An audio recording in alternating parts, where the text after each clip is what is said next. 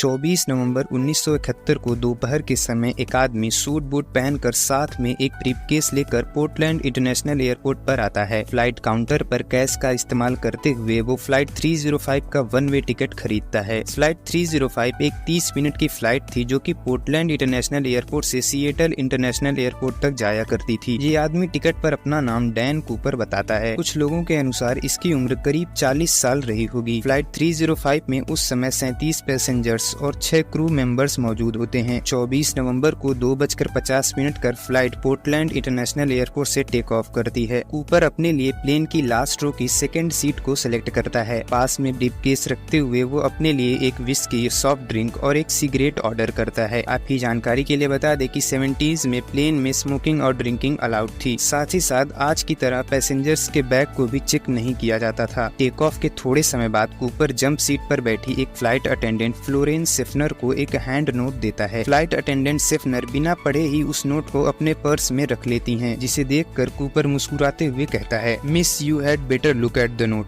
I have a bomb. सेफनर उस note को ओपन करती हैं जिसमें लिखा था, miss I have a bomb in my briefcase and want you to sit by me, यानी मेरे ब्रीफकेस में बॉम्ब है और मैं चाहता हूँ कि आप मेरे पास वाली सीट पर आकर बैठ जाएं। कूपर ब्रीफकेस ओपन करता है और फ्लाइट अटेंडेंट सेफनर देखती हैं कि उसमें 4 डायनामाइट बॉम्ब रखा हुआ है। इसके बाद कूपर ब्रीफकेस बंद करता है और सेफनर को अपनी डिमांड बताता है। कूपर की डिमांड थी कि उसे 5 बजे से पहले $2 लाख कैश, 2 फ्रंट पैरासूट और 2 बैक पैरासूट चाहिए। सेफनर कॉकपिट में आती हैं और सारी सिचुएशन की जानकारी प्लेन के सभी क्रू मेंबर्स को देती हैं। इसके बाद फ्लोरेंस सेफनर के साथ एक और फ्लाइट अटेंडेंट टीना मकलो भी कूपर के बगल में बैठ जाती हैं। टीना मकलो कूपर की बातों को कॉकपिट तक और कॉकपिट की बातों को कूपर तक पहुंचाने में मदद करती हैं। कूपर कहता है कि सिएटल एयरपोर्ट पर लैंड होने के बाद अगर उसको पैसे दे दिए जाते हैं तो वो पैसेंजर्स को छोड़ देगा। इस फ्लाइट के कैप्टन थे William A Scott. Captain Scott Seattle के एयर ट्रैफिक कंट्रोल से कांटेक्ट करते हैं और सिचुएशन की जानकारी देते हैं, जिसके बाद ये इंफॉर्मेशन पुलिस और फेडरल ब्यूरो ऑफ इन्वेस्टिगेशन यानी FBI को दी जाती है। प्लेन में पीछे क्या चल रहा है इस बात की पैसेंजर्स को कोई खबर नहीं थी। उधर पुलिस और FBI कूपर की मांगों को पूरा करने में लग जाती है। कूपर की डिमांड को पूरा करने में काफी समय लग रहा था, इसलिए प्लेन को सिएटल एयरपोर्ट पर लैंड करने के बजाय उसके चारों तरफ चक्कर लगाने पड़ते हैं। आधे घंटे की ये फ्लाइट करीब 2 घंटे तक सिएटल एयरपोर्ट के चारों तरफ फ्लाई करने लगती है। पैसेंजर्स परेशान ना हो इसलिए उनसे कहा गया कि फ्लाइट में कुछ टेक्निकल इशू की वजह से लैंडिंग डिले हो रही है। इसके बाद फ्लाइट सिएटल एयरपोर्ट पर लैंड करती है और कूपर की मांग के साथ उसे $2 लाख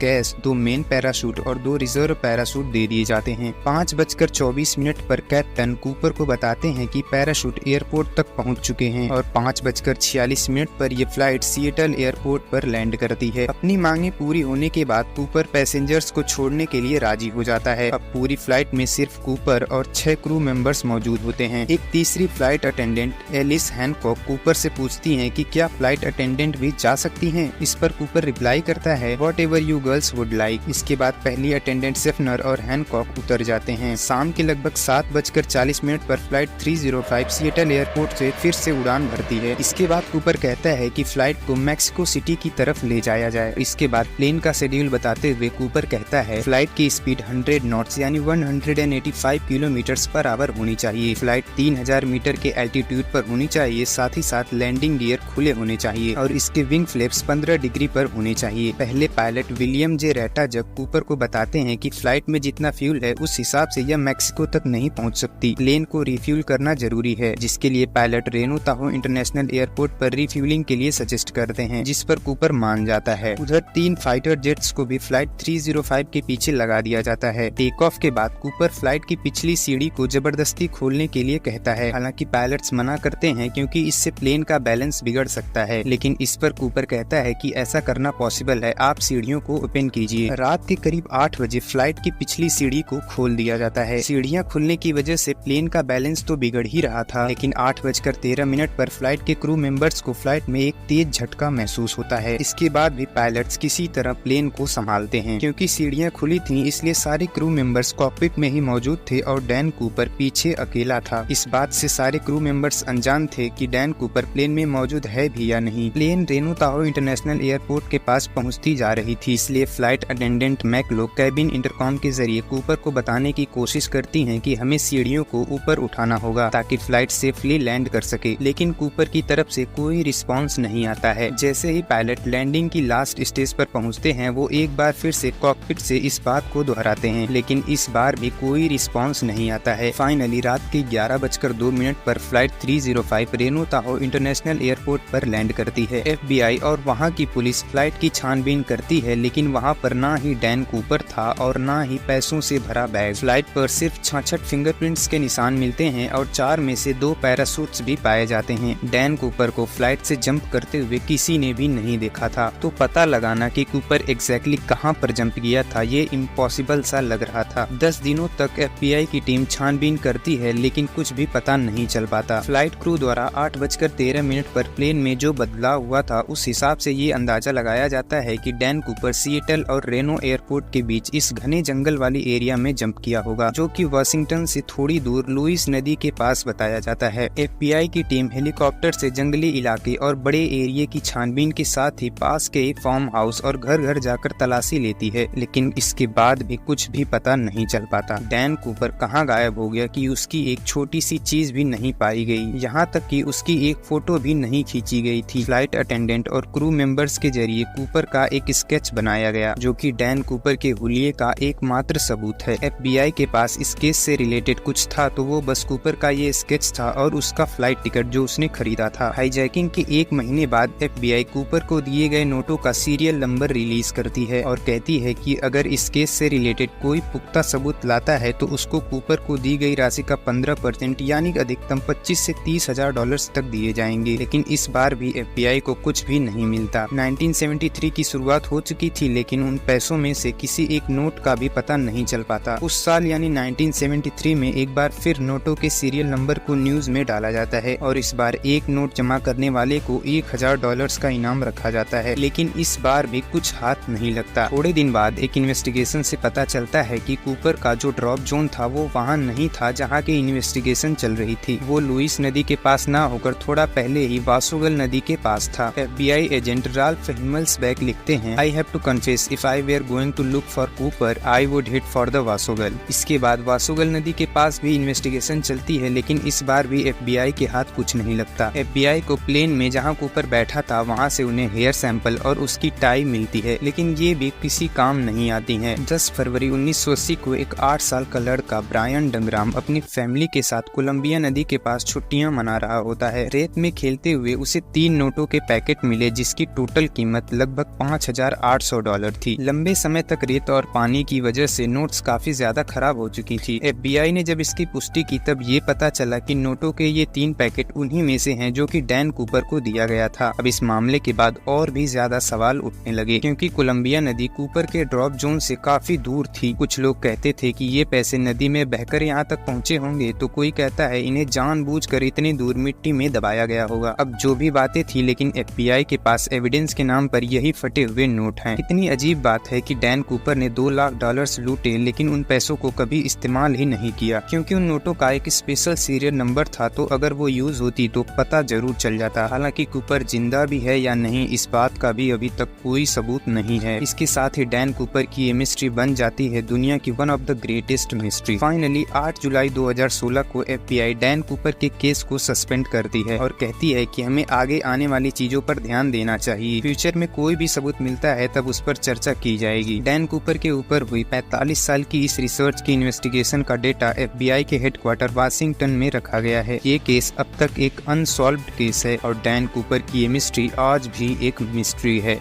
उम्मीद है आपको यह वीडियो पसंद आई होगी। अंत तक देखने के लिए बहुत बहुत धन्यवाद।